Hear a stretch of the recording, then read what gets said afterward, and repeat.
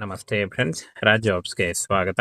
Friends, metro ರೈಲ್ವೇಸ್ದಿಂದ ನೇಮಕಾತಿ ಹೊಸ ಸೂಚನೆ ಬಿಡುಗಡೆಯಾಗಿದೆ ನೋಡಿ. ಒಂದು ಮೇಲ್ ಆ್ಯಂಡ್ ಫಿಮೇಲ್, ಪುರುಷ ಮತ್ತು ಮಹಿಳಾ ಅಭ್ಯರ್ಥಿಗಳು ಇಬ್ಬರು ಈ ಒಂದು ಹುದ್ದೆಗಳಿಗೆ ಅರ್ಜಿಗಳನ್ನ ಸಲ್ಲಿಸಬಹುದಾಗಿರುತ್ತೆ. ಇನ್ನು ಫ್ರೆಂಡ್ಸ್, ಈ ಒಂದು ಹುದ್ದೆಗಳು ಮೆಟ್ರೋ ರೈಲ್ವೆ ಹುದ್ದೆಗಳು, ಕಾಯಂ ಉದ್ಯೋಗಗಳು ಹಾಗೂ ಸರ್ಕಾರಿ ಉದ್ಯೋಗಗಳಾಗಿರ್ತವೆ ನೋಡಿ. ಫ್ರೆಂಡ್ಸ್, ಇನ್ನು ಆಯ್ಕೆ ಪ್ರಕ್ರಿಯೆಯನ್ನು ನೋಡೋದಾದರೆ ನೋಡಿ, ಇಲ್ಲಿ ಆಯ್ಕೆ ಪ್ರಕ್ರಿಯೆ, ಪ್ರಮುಖ ದಿನಾಂಕಗಳು, ಅರ್ಜಿ ಶುಲ್ಕ ಹಾಗೂ ವಯೋಮಿತಿ ಮತ್ತು ಅರ್ಹತೆಯ ಮಾನದಂಡ ಮತ್ತು ಖಾಲಿ ಹುದ್ದೆಗಳ ಸಂಖ್ಯೆ, ಇನ್ನು ವೇತನ ಶ್ರೇಣಿ, ಆಯ್ಕೆ ಪ್ರಕ್ರಿಯೆ, ಪರೀಕ್ಷೆಯ ಮಾದರಿ ಹಾಗೂ ಪ್ರವೇಶ ಪತ್ರ, ಫಲಿತಾಂಶ, ಕಟ್ ಆಫ್ ವಿವರಗಳು, ಯಾರು ಅರ್ಜಿಗಳನ್ನು ಸಲ್ಲಿಸಬಹುದು, ಈ ಒಂದು ಹುದ್ದೆಗಳ ಬಗ್ಗೆ ಇಷ್ಟೊಂದು ಮಾಹಿತಿ ಇರುತ್ತೆ ನೋಡಿ. ಸ್ಟೆಪ್ ಬೈ ಸ್ಟೆಪ್ನಲ್ಲಿ ಸಂಪೂರ್ಣ ಮಾಹಿತಿ ಇರುತ್ತೆ. ವಿಡಿಯೋನ ಕೊನೆವರೆಗೆ ನೋಡಿ. ಫ್ರೆಂಡ್ಸ್, ಇಲ್ಲಿ ಕಾಣಿಸ್ತಾ ಇದೆ ನೋಡಿ, ಹುದ್ದೆ ಹೆಸರು ದೆಹಲಿ ಮೆಟ್ರೋ ನೇಮಕಾತಿ ಆಗಿರುತ್ತೆ ನೋಡಿ. ಈ ಒಂದು ಹುದ್ದೆಗಳು ಕೇಂದ್ರ ಸರ್ಕಾರಿ ಉದ್ಯೋಗಗಳಾಗಿರ್ತವೆ. ಈ ಒಂದು ಹುದ್ದೆಗಳಿಗೆ ಕರ್ನಾಟಕದ ಅಭ್ಯರ್ಥಿಗಳು ಕೂಡ ಈ ಒಂದು ಹುದ್ದೆಗಳಿಗೆ ಅರ್ಜಿಗಳನ್ನು ಸಲ್ಲಿಸಬಹುದು. ಹುದ್ದೆಗಳ ಹೆಸರನ್ನು ನೋಡ್ತಾ ಹೋಗೋದಾದರೆ ನೋಡಿ, ಇಲ್ಲಿ ಪ್ರಧಾನ ವ್ಯವಸ್ಥಾಪಕರು, ಜಂಟಿ ಪ್ರಧಾನ ವ್ಯವಸ್ಥಾಪಕರು, ಸಹಾಯಕ ವ್ಯವಸ್ಥಾಪಕರು, ಇಂಜಿನಿಯರ್ ಹುದ್ದೆಗಳಿಗೆ ಡಿಪ್ಲೊಮಾ ಹಾಗೂ ಈ ಒಂದು ವ್ಯವಸ್ಥಾಪಕರ ಹುದ್ದೆಗಳಿಗೆ ಯಾವುದಾದ್ರೂ ಡಿಗ್ರಿ ಮಾಡ್ಕೊಂಡಿರಬೇಕಾಗತ್ತೆ. ಮೇಲ್ವಿಚಾರಕ ಹುದ್ದೆಗಳಿಗೆ ಡಿಗ್ರಿ ಕೇಳಿದ್ದಾರೆ. ಕಾರ್ಯನಿರ್ವಾಹಕ ಮತ್ತು ಕಾರ್ಯನಿರ್ವಾಹಕೇತರ ಈ ಒಂದು ಹುದ್ದೆಗಳಿಗೂ ಕೂಡ, ಇನ್ನು ಅಧಿಕಾರಿ ಹುದ್ದೆಗಳಿಗೂ ಕೂಡ ಡಿಗ್ರಿ ಆಗಿರಬೇಕು. ತಂತ್ರಜ್ಞ ಹುದ್ದೆಗಳಿಗೆ ITI ಅಥವಾ ಡಿಪ್ಲೊಮಾ ಮುಗಿದಿರಬೇಕಾಗತ್ತೆ. ವಿಭಾಗ ಇಂಜಿನಿಯರಿಂಗ್ ನೋಡಿ, ಇಂಜಿನಿಯರಿಂಗ್ನಲ್ಲಿ ಯಾವುದಾದ್ರೂ ವಿಷಯವನ್ನು ಮಾಡ್ಕೊಂಡಿದ್ದರೂ ಕೂಡ ನೀವು ಈ ಒಂದು ಹುದ್ದೆಗಳಿಗೆ ಅರ್ಜಿಗಳನ್ನ ಸಲ್ಲಿಸಬಹುದು. ಯೋಜನಾ ನಿರ್ದೇಶಕರು ಈ ಒಂದು ಹುದ್ದೆಗಳಿಗೂ ಕೂಡ ನೀವು ಡಿಗ್ರಿ ಮಾಡ್ಕೊಂಡಿರ್ಬೇಕಾಗತ್ತೆ. ಹಾಗೆ ಆಪರೇಟರ್, ಚಾಲಕ, MTS ಮತ್ತು ಸಹಾಯಕ ಈ ಒಂದು ಹುದ್ದೆಗಳಿಗೆ 10th ಪಾಸ್ ಆಗಿದ್ದಂಥ ಅಭ್ಯರ್ಥಿಗಳು ಅರ್ಜಿಗಳನ್ನ ಸಲ್ಲಿಸಬಹುದು ನೋಡಿ. ಕಾಯಂ ಉದ್ಯೋಗಗಳು ಹಾಗೂ ಸರ್ಕಾರಿ ಉದ್ಯೋಗಗಳಾಗಿರ್ತವೆ. ಇನ್ನು ಅರ್ಜಿ ಸಲ್ಲಿಸುವುದು ಹೇಗೆ ಅಂತ ನೋಡೋದಾದರೆ, ಆನ್ಲೈನ್ ಮೂಲಕ ನೀವು ಆಫಿಷಿಯಲ್ ವೆಬ್ಸೈಟ್ಗೆ ಹೋಗಿ ಅಪ್ಲಿಕೇಶನ್ ಫಾರ್ಮನ್ನು ಫಿಲ್ ಮಾಡುವುದರ ಮೂಲಕ ಅರ್ಜಿಗಳನ್ನ ಸಲ್ಲಿಸಬೇಕಾಗುತ್ತೆ. ಇದರ ನೇರ ಲಿಂಕು, ಡೈರೆಕ್ಟ್ ಲಿಂಕನ್ನು ವಿಡಿಯೋ ಡಿಸ್ಕ್ರಿಪ್ಷನ್ ಬಾಕ್ಸಲ್ಲಿ ಕೊಟ್ಟಿರ್ತೀನಿ ನೋಡಿ. ಅಲ್ಲಿ ಹೋಗಿ ನೀವು ಅಪ್ಲಿಕೇಶನ್ ಫಾರ್ಮನ್ನು ಓಪನ್ ಮಾಡಿಕೊಂಡು ನೀವು ಅರ್ಜಿಗಳನ್ನ ಸಲ್ಲಿಸಬಹುದು ನೋಡಿ. ಕ್ಲಿಯರ್ ಆಗಿ ಮೆನ್ಷನ್ ಮಾಡಿದ್ದಾರೆ, ಭಾರತಾದ್ಯಂತ ಪುರುಷ ಮತ್ತು ಮಹಿಳಾ ಅಭ್ಯರ್ಥಿಗಳು ಇಬ್ಬರು ಈ ಒಂದು ಹುದ್ದೆಗಳಿಗೆ ಅರ್ಜಿಗಳನ್ನ ಸಲ್ಲಿಸಬಹುದು. ಹಾಗೇನು ಮೆಟ್ರೋ ನೇಮಕಾತಿಯ ಸಂಬಳವನ್ನು ನೋಡೋದಾದರೆ 35,000ದಿಂದ 2,80,000ವರೆಗೂ ಪರ್ ಮಂತ್ ಸ್ಯಾಲ್ರಿ ಆಗಿರುತ್ತೆ ನೋಡಿ ಈ ಒಂದು ಹುದ್ದೆಗಳಿಗೆ ಅರ್ಜಿ ಸಲ್ಲಿಸುವಂಥ ಅಭ್ಯರ್ಥಿಗಳಿಗೆ. ಹಾಗೇನ ವಯೋಮಿತಿಯನ್ನು ನೋಡೋದಾದರೆ ಕನಿಷ್ಠ 18ರಿಂದ 56 ವರ್ಷದ ಒಳಗಿನವರು ಕೂಡ ಈ ಒಂದು ಹುದ್ದೆಗಳಿಗೆ ಅರ್ಜಿಗಳನ್ನ ಸಲ್ಲಿಸಬಹುದು. ಇನ್ನು ಅರ್ಜಿ ಶುಲ್ಕ ನೋಡಿ, ಸಾಮಾನ್ಯ OBC, SC, ST, PWD ಹಾಗೂ ಯಾವುದೇ ಅಭ್ಯರ್ಥಿಗಳಿಗೂ ಕೂಡ ಯಾವುದೇ ರೀತಿಯಾದಂಥ ಅರ್ಜಿ ಶುಲ್ಕ ಇರಲ್ಲ. ಫ್ರೀಯಾಗಿ ನೀವು ಅರ್ಜಿಗಳನ್ನ ಸಲ್ಲಿಸಬಹುದು. ಇನ್ನು ಆಯ್ಕೆ ಪ್ರಕ್ರಿಯೆಯನ್ನು ನೋಡೋದಾದರೆ ಈ ಒಂದು ಹುದ್ದೆಗಳಿಗೆ ನೋಡಿ, ಕೆಲವು ಹುದ್ದೆಗಳಿಗೆ ಮಾತ್ರ ಲಿಖಿತ ಪರೀಕ್ಷೆ ಇರುತ್ತೆ.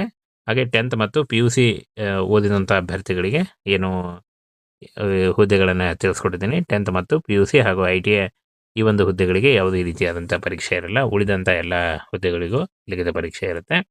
ಇನ್ನು ಕೌಶಲ್ಯ ಪರೀಕ್ಷೆ ಇರುತ್ತೆ. ಓನ್ಲಿ ತಾಂತ್ರಿಕ ಹುದ್ದೆಗಳಿಗೆ ಮಾತ್ರ ಕೌಶಲ್ಯ ಪರೀಕ್ಷೆ ಇರುತ್ತೆ ನೋಡಿ. ವೈಯಕ್ತಿಕ ಸಂದರ್ಶನ ಮತ್ತು ದಾಖಲೆ ಪರಿಶೀಲನೆ ಮಾಡುವುದರ ಮೂಲಕ ಆಯ್ಕೆಯನ್ನು ಮಾಡಿಕೊಳ್ಳಲಾಗುತ್ತೆ. ಕರ್ನಾಟಕದಲ್ಲೂ ಕೂಡ ಹುದ್ದೆಗಳಿದೆ ನೋಡಿ. ಇನ್ನು ಶೈಕ್ಷಣಿಕ ಅರ್ಹತೆಯನ್ನು ನೋಡೋದಾದರೆ 10th, PUC, ITI, ಡಿಪ್ಲೊಮಾ ಹಾಗೂ ಪದವಿ, ಯಾವುದೇ ವಿಭಾಗದಲ್ಲಿ ಪದವಿ, ಸಂಬಂಧಿತ ವಿಭಾಗದಲ್ಲಿ ಪದವಿ ಮಾನ್ಯತೆ ಪಡೆದ ಮಂಡಳಿ ಅಥವಾ ವಿಶ್ವವಿದ್ಯಾನಿಲಯದಿಂದ ನೀವು ಪದವಿ ಮಾಡಿಕೊಂಡಿದ್ದರೂ ಕೂಡ ನೀವು ಅರ್ಜಿಗಳನ್ನು ಸಲ್ಲಿಸಬಹುದು. ಇನ್ನು ಅರ್ಜಿ ಸಲ್ಲಿಸುವಾಗ ಅಗತ್ಯ ಇರುವಂಥ ಪ್ರಮುಖ ದಾಖಲೆಗಳನ್ನು ನೋಡೋದಾದರೆ ನೋಡಿ, ಪಾಸ್ಪೋರ್ಟ್ ಅಳತೆಯ ಗಾತ್ರದ ಛಾಯಾಚಿತ್ರ ಅಂದರೆ ಒಂದು ಫೋಟೋ ಬೇಕಾಗುತ್ತೆ. ಸಹಿ, ಆಧಾರ್ ಕಾರ್ಡು, ಶೈಕ್ಷಣಿಕ ಪ್ರಮಾಣ ಪತ್ರ, ಜಾತಿ ಪ್ರಮಾಣ ಪತ್ರ ಅನ್ವಯಿಸಿದರೆ ಮಾತ್ರ. ಹಾಗೆ ವಯಸ್ಸಿನ ಪುರಾವೆ ಬೇಕಾಗುತ್ತೆ ಈ ಒಂದು ಡಾಕ್ಯುಮೆಂಟ್. ಹಾಗೆ ಈ ಒಂದು ಹುದ್ದೆಗಳ ಬಗ್ಗೆ ನೋಟಿಫಿಕೇಶನ್ನ ನಮ್ಮ ಟೆಲಿಗ್ರಾಮ್ ಚಾನಲ್ ಇರುತ್ತೆ ನೋಡಿ. ಇದುವರೆಗೂ ಯಾರು ಜಾಯ್ನ್ ಆಗಿಲ್ಲ, ಈಗಲೇ ಜಾಯ್ನ್ ಆಗಿ ಹೆಚ್ಚಿನ ಉದ್ಯೋಗ ಮಾಹಿತಿಗಳಿಗಾಗಿ. ಇನ್ನು ಈ ಒಂದು ನೋಟಿಫಿಕೇಶನ್ ನಮ್ಮ ಟೆಲಿಗ್ರಾಮ್ ಚಾನಲ್ ಇರುತ್ತೆ ನೋಡಿ. ಫ್ರೆಂಡ್ಸ್, ಮೆಟ್ರೋ ರೈಲ್ವೇಸ್ದಿಂದ ನೇಮಕಾತಿ ಹೊಸ ಸೂಚನೆ ಬಿಡುಗಡೆಯಾಗಿದೆ ನೋಡಿ. ಒಂದು ಮೇಲ್ ಆ್ಯಂಡ್ ಫಿಮೇಲ್, ಪುರುಷ ಮತ್ತು ಮಹಿಳಾ ಅಭ್ಯರ್ಥಿಗಳು ಇಬ್ಬರು ಈ ಒಂದು ಹುದ್ದೆಗಳಿಗೆ ಅರ್ಜಿಗಳನ್ನ ಸಲ್ಲಿಸಬಹುದಾಗಿರುತ್ತೆ. ಇನ್ನು ಫ್ರೆಂಡ್ಸ್, ಈ ಒಂದು ಹುದ್ದೆಗಳು ಮೆಟ್ರೋ ರೈಲ್ವೆ ಹುದ್ದೆಗಳು, ಕಾಯಂ ಉದ್ಯೋಗಗಳು ಹಾಗೂ ಸರ್ಕಾರಿ ಉದ್ಯೋಗಗಳಾಗಿರ್ತವೆ ನೋಡಿ. ಫ್ರೆಂಡ್ಸ್, ಇನ್ನು ಆಯ್ಕೆ ಪ್ರಕ್ರಿಯೆಯನ್ನು ನೋಡೋದಾದರೆ ನೋಡಿ, ಇಲ್ಲಿ ಆಯ್ಕೆ ಪ್ರಕ್ರಿಯೆ, ಪ್ರಮುಖ ದಿನಾಂಕಗಳು, ಅರ್ಜಿ ಶುಲ್ಕ ಹಾಗೂ ವಯೋಮಿತಿ ಮತ್ತು ಅರ್ಹತೆಯ ಮಾನದಂಡ ಮತ್ತು ಖಾಲಿ ಹುದ್ದೆಗಳ ಸಂಖ್ಯೆ, ಇನ್ನು ವೇತನ ಶ್ರೇಣಿ, ಆಯ್ಕೆ ಪ್ರಕ್ರಿಯೆ, ಪರೀಕ್ಷೆಯ ಮಾದರಿ ಹಾಗೂ ಪ್ರವೇಶ ಪತ್ರ, ಫಲಿತಾಂಶ, ಕಟ್ ಆಫ್ ವಿವರಗಳು, ಯಾರು ಅರ್ಜಿಗಳನ್ನ ಸಲ್ಲಿಸಬಹುದು, ಈ ಒಂದು ಹುದ್ದೆಗಳ ಬಗ್ಗೆ ಇಷ್ಟೊಂದು ಮಾಹಿತಿ ಇರುತ್ತೆ ನೋಡಿ. ಸ್ಟೆಪ್ ಬೈ ಸ್ಟೆಪ್ನಲ್ಲಿ ಸಂಪೂರ್ಣ ಮಾಹಿತಿ ಇರುತ್ತೆ. ವಿಡಿಯೋನ ಕೊನೆವರೆಗೆ ನೋಡಿ. ಫ್ರೆಂಡ್ಸ್, ಇಲ್ಲಿ ಕಾಣಿಸ್ತಾ ಇದೆ ನೋಡಿ, ಹುದ್ದೆ ಹೆಸರು ದೆಹಲಿ ಮೆಟ್ರೋ ನೇಮಕಾತಿ ಆಗಿರುತ್ತೆ ನೋಡಿ. ಈ ಒಂದು ಹುದ್ದೆಗಳು ಕೇಂದ್ರ ಸರ್ಕಾರಿ ಉದ್ಯೋಗಗಳಾಗಿರ್ತವೆ. ಈ ಒಂದು ಹುದ್ದೆಗಳಿಗೆ ಕರ್ನಾಟಕದ ಅಭ್ಯರ್ಥಿಗಳು ಕೂಡ ಈ ಒಂದು ಹುದ್ದೆಗಳಿಗೆ ಅರ್ಜಿಗಳನ್ನು ಸಲ್ಲಿಸಬಹುದು. ಹುದ್ದೆಗಳ ಹೆಸರನ್ನು ನೋಡ್ತಾ ಹೋಗೋದಾದರೆ ನೋಡಿ, ಇಲ್ಲಿ ಪ್ರಧಾನ ವ್ಯವಸ್ಥಾಪಕರು, ಜಂಟಿ ಪ್ರಧಾನ ವ್ಯವಸ್ಥಾಪಕರು, ಸಹಾಯಕ ವ್ಯವಸ್ಥಾಪಕರು, ಇಂಜಿನಿಯರ್ ಹುದ್ದೆಗಳಿಗೆ ಡಿಪ್ಲೊಮಾ ಹಾಗೂ ಈ ಒಂದು ವ್ಯವಸ್ಥಾಪಕರ ಹುದ್ದೆಗಳಿಗೆ ಯಾವುದಾದ್ರೂ ಡಿಗ್ರಿ ಮಾಡ್ಕೊಂಡಿರಬೇಕಾಗತ್ತೆ. ಮೇಲ್ವಿಚಾರಕ ಹುದ್ದೆಗಳಿಗೆ ಡಿಗ್ರಿ ಕೇಳಿದ್ದಾರೆ. ಕಾರ್ಯನಿರ್ವಾಹಕ ಮತ್ತು ಕಾರ್ಯನಿರ್ವಾಹಕೇತರ ಈ ಒಂದು ಹುದ್ದೆಗಳಿಗೂ ಕೂಡ, ಇನ್ನು ಅಧಿಕಾರಿ ಹುದ್ದೆಗಳಿಗೂ ಕೂಡ ಡಿಗ್ರಿ ಆಗಿರಬೇಕು. ತಂತ್ರಜ್ಞ ಹುದ್ದೆಗಳಿಗೆ ITI ಅಥವಾ ಡಿಪ್ಲೊಮಾ ಮುಗಿದಿರಬೇಕಾಗತ್ತೆ. ವಿಭಾಗ ಇಂಜಿನಿಯರಿಂಗ್ ನೋಡಿ, ಇಂಜಿನಿಯರಿಂಗ್ನಲ್ಲಿ ಯಾವುದಾದ್ರೂ ವಿಷಯವನ್ನು ಮಾಡ್ಕೊಂಡಿದ್ರು ಕೂಡ ನೀವು ಈ ಒಂದು ಹುದ್ದೆಗಳಿಗೆ ಅರ್ಜಿಗಳನ್ನು ಸಲ್ಲಿಸಬಹುದು. ಯೋಜನಾ ನಿರ್ದೇಶಕರು ಈ ಒಂದು ಹುದ್ದೆಗಳಿಗೂ ಕೂಡ ನೀವು ಡಿಗ್ರಿ ಮಾಡ್ಕೊಂಡಿರ್ಬೇಕಾಗುತ್ತೆ. ಹಾಗೆ ಆಪರೇಟರ್, ಚಾಲಕ, MTS ಮತ್ತು ಸಹಾಯಕ ಈ ಒಂದು ಹುದ್ದೆಗಳಿಗೆ 10th ಪಾಸ್ ಆಗಿದ್ದಂಥ ಅಭ್ಯರ್ಥಿಗಳು ಅರ್ಜಿಗಳನ್ನು ಸಲ್ಲಿಸಬಹುದು. ನೋಡಿ, ಕಾಯಂ ಉದ್ಯೋಗಗಳು ಹಾಗೂ ಸರ್ಕಾರಿ ಉದ್ಯೋಗಗಳಾಗಿರ್ತವೆ. ಇನ್ನು ಅರ್ಜಿ ಸಲ್ಲಿಸುವುದು ಹೇಗೆ ಅಂತ ನೋಡೋದಾದರೆ, ಆನ್ಲೈನ್ ಮೂಲಕ ನೀವು ಆಫಿಷಿಯಲ್ ವೆಬ್ಸೈಟ್ಗೆ ಹೋಗಿ ಅಪ್ಲಿಕೇಶನ್ ಫಾರ್ಮನ್ನು ಫಿಲ್ ಮಾಡುವುದರ ಮೂಲಕ ಅರ್ಜಿಗಳನ್ನು ಸಲ್ಲಿಸಬೇಕಾಗುತ್ತೆ. ಇದರ ನೇರ ಲಿಂಕು, ಡೈರೆಕ್ಟ್ ಲಿಂಕನ್ನು ವಿಡಿಯೋ ಡಿಸ್ಕ್ರಿಪ್ಷನ್ ಬಾಕ್ಸಲ್ಲಿ ಕೊಟ್ಟಿರ್ತೀನಿ ನೋಡಿ, ಅಲ್ಲಿ ಹೋಗಿ ನೀವು ಅಪ್ಲಿಕೇಶನ್ ಫಾರ್ಮನ್ನು ಓಪನ್ ಮಾಡಿಕೊಂಡು ನೀವು ಅರ್ಜಿಗಳನ್ನು ಸಲ್ಲಿಸಬಹುದು. ನೋಡಿ, ಕ್ಲಿಯರ್ ಆಗಿ ಮೆನ್ಷನ್ ಮಾಡಿದ್ದಾರೆ, ಭಾರತಾದ್ಯಂತ ಪುರುಷ ಮತ್ತು ಮಹಿಳಾ ಅಭ್ಯರ್ಥಿಗಳು ಇಬ್ಬರು ಈ ಒಂದು ಹುದ್ದೆಗಳಿಗೆ ಅರ್ಜಿಗಳನ್ನು ಸಲ್ಲಿಸಬಹುದು. ಹಾಗೇನು ಮೆಟ್ರೋ ನೇಮಕಾತಿಯ ಸಂಬಳವನ್ನು ನೋಡೋದಾದರೆ 35,000ದಿಂದ 2,80,000ವರೆಗೂ ಪರ್ ಮಂತ್ ಸ್ಯಾಲರಿ ಆಗಿರುತ್ತೆ. ನೋಡಿ, ಈ ಒಂದು ಹುದ್ದೆಗಳಿಗೆ ಅರ್ಜಿ ಸಲ್ಲಿಸುವಂಥ ಅಭ್ಯರ್ಥಿಗಳಿಗೆ. ಹಾಗೇನ ವಯೋಮಿತಿಯನ್ನು ನೋಡೋದಾದರೆ ಕನಿಷ್ಠ 18ರಿಂದ 56 ವರ್ಷದ ಒಳಗಿನವರು ಕೂಡ ಈ ಒಂದು ಹುದ್ದೆಗಳಿಗೆ ಅರ್ಜಿಗಳನ್ನ ಸಲ್ಲಿಸಬಹುದು. ಇನ್ನು ಅರ್ಜಿ ಶುಲ್ಕ ನೋಡಿ, ಸಾಮಾನ್ಯ OBC, SC, ST, PWD ಹಾಗೂ ಯಾವುದೇ ಅಭ್ಯರ್ಥಿಗಳಿಗೂ ಕೂಡ ಯಾವುದೇ ರೀತಿಯಾದಂಥ ಅರ್ಜಿ ಶುಲ್ಕ ಇರಲ್ಲ. ಫ್ರೀಯಾಗಿ ನೀವು ಅರ್ಜಿಗಳನ್ನು ಸಲ್ಲಿಸಬಹುದು. ಇನ್ನು ಆಯ್ಕೆ ಪ್ರಕ್ರಿಯೆಯನ್ನು ನೋಡೋದಾದರೆ ಈ ಒಂದು ಹುದ್ದೆಗಳಿಗೆ ನೋಡಿ, ಕೆಲವು ಹುದ್ದೆಗಳಿಗೆ ಮಾತ್ರ ಲಿಖಿತ ಪರೀಕ್ಷೆ ಇರುತ್ತೆ.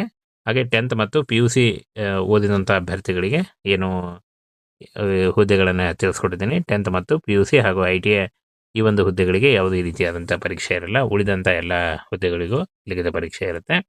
ಇನ್ನು ಕೌಶಲ್ಯ ಪರೀಕ್ಷೆ ಇರುತ್ತೆ. ಓನ್ಲಿ ತಾಂತ್ರಿಕ ಹುದ್ದೆಗಳಿಗೆ ಮಾತ್ರ ಕೌಶಲ್ಯ ಪರೀಕ್ಷೆ ಇರುತ್ತೆ. ನೋಡಿ, ವೈಯಕ್ತಿಕ ಸಂದರ್ಶನ ಮತ್ತು ದಾಖಲೆ ಪರಿಶೀಲನೆ ಮಾಡುವುದರ ಮೂಲಕ ಆಯ್ಕೆಯನ್ನು ಮಾಡಿಕೊಳ್ಳಲಾಗುತ್ತೆ. ಕರ್ನಾಟಕದಲ್ಲೂ ಕೂಡ ಹುದ್ದೆಗಳಿದೆ. ನೋಡಿ ಇನ್ನು ಶೈಕ್ಷಣಿಕ ಅರ್ಹತೆಯನ್ನು ನೋಡೋದಾದರೆ 10th, PUC, ITI, ಡಿಪ್ಲೊಮಾ ಹಾಗೂ ಪದವಿ ಯಾವುದೇ ವಿಭಾಗದಲ್ಲಿ ಪದವಿ, ಸಂಬಂಧಿತ ವಿಭಾಗದಲ್ಲಿ ಪದವಿ ಮಾನ್ಯತೆ ಪಡೆದ ಮಂಡಳಿ ಅಥವಾ ವಿಶ್ವವಿದ್ಯಾನಿಲಯದಿಂದ ನೀವು ಪದವಿ ಮಾಡಿಕೊಂಡಿದ್ದರೂ ಕೂಡ ನೀವು ಅರ್ಜಿಗಳನ್ನು ಸಲ್ಲಿಸಬಹುದು. ಇನ್ನು ಅರ್ಜಿ ಸಲ್ಲಿಸುವಾಗ ಅಗತ್ಯ ಇರುವಂಥ ಪ್ರಮುಖ ದಾಖಲೆಗಳನ್ನು ನೋಡೋದಾದರೆ ನೋಡಿ, ಪಾಸ್ಪೋರ್ಟ್ ಅಳತೆಯ ಗಾತ್ರದ ಛಾಯಾಚಿತ್ರ ಅಂದರೆ ಒಂದು ಫೋಟೋ ಬೇಕಾಗುತ್ತೆ, ಸಹಿ, ಆಧಾರ್ ಕಾರ್ಡು, ಶೈಕ್ಷಣಿಕ ಪ್ರಮಾಣ ಪತ್ರ, ಜಾತಿ ಪ್ರಮಾಣ ಪತ್ರ ಅನ್ವಯಿಸಿದರೆ ಮಾತ್ರ, ಹಾಗೆ ವಯಸ್ಸಿನ ಪುರಾವೆ ಬೇಕಾಗುತ್ತೆ. ಈ ಒಂದು ಹುದ್ದೆಗಳ ಬಗ್ಗೆ ನೋಟಿಫಿಕೇಶನ್ನ ನಮ್ಮ ಟೆಲಿಗ್ರಾಮ್ ಚಾನಲ್ ಇರುತ್ತೆ ನೋಡಿ. ಇದುವರೆಗೂ ಯಾರು ಜಾಯ್ನ್ ಆಗಿಲ್ಲ, ಈಗಲೇ ಜಾಯ್ನ್ ಆಗಿ ಹೆಚ್ಚಿನ ಉದ್ಯೋಗ ಮಾಹಿತಿಗಳಿಗಾಗಿ. ಇನ್ನು ಈ ಒಂದು ನೋಟಿಫಿಕೇಶನ್ ನಮ್ಮ ಟೆಲಿಗ್ರಾಮ್ ಚಾನಲ್ ಇರುತ್ತೆ ನೋಡಿ.